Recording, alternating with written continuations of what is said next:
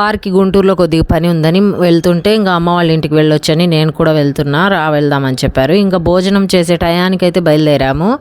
ఎక్కడన్నా బయట ఆపి తినొచ్చులే అని చెప్పేసి ఇంట్లో తినకుండా పార్సల్ అయితే తెచ్చుకున్నాము. బయట నుంచి సంగటి అవన్నీ తెచ్చుకొని ఇక ప్లేస్ ఎక్కడ చూసినా ఈ టోల్ గేట్ వచ్చే వరకు లేదు. ఇంకా టోల్ గేట్ దగ్గరకు వచ్చాక టైం 3 అయిపోయింది. ఇంకా లేట్ అయిపోతుంది, ఇక్కడన్నా తిందామని చెప్పేసి ఆగాము. ఆగి పరుచుకొని అన్నీ పెట్టుకొని రైస్ సంగటి అన్నీ పెట్టుకొని అలా కూర్చున్నామో లేదో ఫుల్ వర్షం అయితే స్టార్ట్ అయిపోయింది. అంటే అప్పటికే మోడం పట్టేసింది. అంటే పడిద్దో లేదోలే అనుకున్నాము. తిందాంలే చల్లగా గాలి వేస్తుంది, పొలాలు అవి బాగున్నాయి ఇక్కడ అని చెప్పి కూర్చుంటే ఫుల్ వర్షం అయితే పడింది. ఇంకా వర్షంలో ఏం తింటామండి, ఇంకా తీసేసి మొత్తము కార్లోకి వచ్చేసాం. సెటప్ మొత్తం తీసుకొని మా వారైతే తినేశారు, మా బాబు తిన్నాడు.